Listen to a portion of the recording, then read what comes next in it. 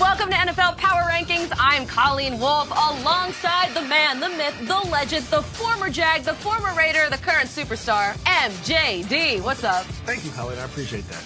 And listen, yeah, no problem. Yeah. Elliot Harrison, yes. You've been writing these rankings now, it seems like for decades. 34 You're years. the wily vet right now. The wily right? vet. I've never been called that before. Hey, I tell you what, we've got some pretty cool stuff today, including I've never dropped a team more than 10 spots this late in the year, so I think I'm going to make one fan base really unhappy. I got a team at number 2, Colleen, that everyone keeps yelling at me about, and the whole rankings are in flux. Well, you know what? That number 1 spot, that's not in flux because the Eagles still stay and fly at number 1. Yeah, you know, they have been so good, and they keep doing what you're supposed to do. You play a team that's not playing very well at your place. You take care of business by multiple scores. And this is one of the big plays right here. When you get guys like Patrick Robinson making plays for you, it's spot contributions. It's like our producer in Teen Wolf 2. You know if you knew that Matt Tant was in out, that. Matt. Yes. Never didn't know that. But what I will say this, the Eagles are playing opportunistic. I mean, when they're getting turnovers, they're scoring. Carson Wentz is on fire. He is the MVP of the league. Everyone else is saying Tom Brady. This young man is leading the league in passing touchdowns, and they're winning. And they have Jay Ajayi now, so Yes. they have a deep, versatile backfield. It's all going well for the Eagles. The Rams, they're at number 2, another team that put up 51 points this week. By far. If you added up all the vitriol I got on Twitter, half of it was Rams-related from not Rams fans saying they were too high last week when I had them on a bye. What'd you want me to do, drop them to 13 when they're off? Then they go into New York. They put up a 50-burger. What more do you want from this team? They're the second-best team. It's hard to fly across country and win no matter how bad the team is, but to go out there and put up 51, and this play right here, getting Sammy Watkins going is going to make the Rams offense so much more scary than what they've been. 33 right here. Third and 33. Third and 33. They're doing it in all 3 phases of the game right now. So the Eagles at 1, the Rams at 2. Here's the rest of your top 10 for this week. Only the Chiefs and Seahawks fell out of the entire top 10. That's true. And one little note here, the Patriots, I think people are so bored with Tom Brady being great that they don't actually talk about Tom Brady enough anymore. The guy's having a great year. Look at them being good again. I get it. You know who is surprising, though? Number 5, the Saints right now. They have won 6 in a row right now. And, I mean, look at them. They're in your top 5 for the first time since 2013 this late in the season. So, MJD, are they the biggest threat right now to the Eagles and the Rams in the NFC? You know what?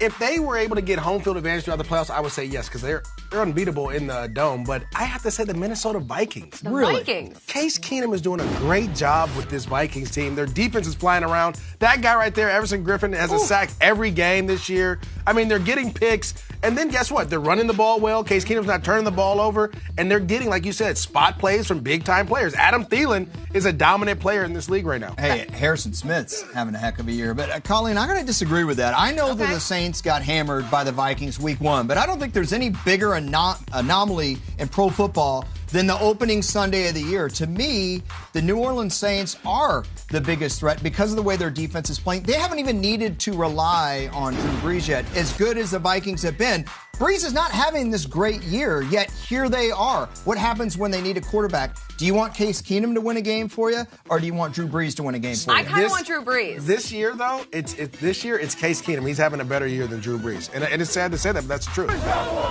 Let's make plays, man. What a catch by Keelan Cole. Best catch of the year. Wow. He can run. Touchdown, Prescott. What an athletic play by Yannick Ngakoue. Intercepted. Jaden Mickens for the score. Give it to Elliott. He dances right, steps left, and walks the dog. They're going to get there. The blitz got him all the way back. Looking and rush now and sack. Touchdown Jacksonville. They are in the end zone. Marquise then punts it. Beasley, touchdown. He's at cloud 9 now. Let's talk playoffs. It's not too early. Don't shake your heads right now. Look, the Jags and the Cowboys, right now, they're in it. So if that holds, who will make a deeper run into the postseason? MJD. I'm going to go the Jags. And the reason being, yes, I'm going to be a homer. I don't care. But I tell you what, these guys are playing really good football. Blake Bortles hasn't turned the ball over in a couple weeks. They're running the ball well with everybody but Leonard Fournette right now the last 2 weeks. Marcus Lee is making plays, and that defense is unstoppable. Jalen Ramsey continues to hold top wide receivers in this league to nothing in these games. Imagine what happens in the playoffs when you have to run the ball and you have to rely on a defense. Who has the better one? I say the Jags. What do you think, Cowboys or Jags? You know, I think it's the Cowboys because I'm looking at their schedule, and even if they were to lose Zeke and they went 2-4 without him, if they won the 2 games with him, you're looking at a 9-7 football team. I think 9-7 is going to be good enough to make that 6th seed. The other thing is they play Seattle week 16 in Dallas. They beat Seattle there. I think that will seal it. Once this team gets in the playoffs, if they're at full bore with the running game, the long drives, they give that pass rush rest. The pass rush has been sneaky great for the Cowboys. And Sean Lee, most indispensable defensive player in the league. They also have to play the Eagles twice, though. Keep that in mind still. Keep that in mind. Week 17 is one of them. Still Yeah, little bit. They are improving, though, on the pass rush. All right, here's a look at 11 through 20. And the Jets and the Raiders, they're back in this tier, which is nice for them. It is. And one team I want to point out, too, they were on a bye, but the Chargers have been playing good football for the last month. They've got a chance to get rested. I wonder what they're going to do in the second half. All right, what about this 11 team right now, the Panthers? Why are they there? Well, they've been winning, and this is a hard team. You could make the case that they're 11. You could make a case that they're 18, but I put them at 11 because of their defense. As long as you play good defense, if you can run the ball, even if that means it's your quarterback who's doing the running, and you make your kicks, you're going to win 10 games in the NFL. The running backs, though, actually did run the ball a little bit this week. They got 201 rushing yards. Only 86 of those were Cam. When I'm looking at the Panthers, my biggest thing is, what is your go-to? They're still trying to find their identity. Is it Cam running the ball? Who's going to be that dominant receiver? Is it going to be Devin Funchess? Defensively, yes, they're doing a better job, but still, I don't know. The Falcons, beating the Falcons isn't exciting to me anymore. Yeah, I'm not sold on them either right now. Okay, how about we got 21 through 30, and 7 of the 10 teams on here are falling. Yeah, well, the Broncos have been cold now for a month, and the Bengals, boy, how far are we getting away from the 5 straight playoff appearances? Oh, my gosh, it seems like forever ago. Yes. One of the few teams, though, that are on the rise in that tier, the Cardinals, they're up 3 spots to 23. Why? I love the Cardinals, and I think it's because they're relying on Adrian Peterson.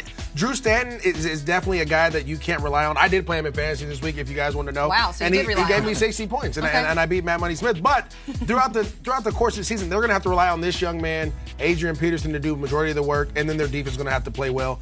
If they can do that, and they can steal a win here in Seattle soon, I think they have a chance. Well, I moved them up because they got another win, and when you can weave in a humble brag like that, it's almost as impressive as a running back at Peterson's age carrying the ball this much. But I got to ask you, man, what he had 28 carries a few weeks back.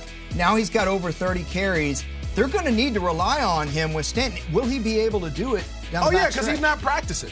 That's plain and simple. He's not going to be out there running and hitting practice. 17 through 24, a rainbow of rankings on this wall right here. I think it looks good. It does. Comfortable with this. You know what I want to talk about, though? Teams 19, 20, and 22. That's right. It's this week's too high, too low. MJD, you're going to be the judge on this one here, okay? Great. So let's start off with the Falcons. Too high, too low at 19. They're too high for me. 4 of the last 5 you've lost, okay? You're finding a way to lose. Anytime I see Julio Jones run wide open and not catch a ball, that's the first one. The second one was even worse. Their defense isn't where we thought it would be. Their offense isn't playing well.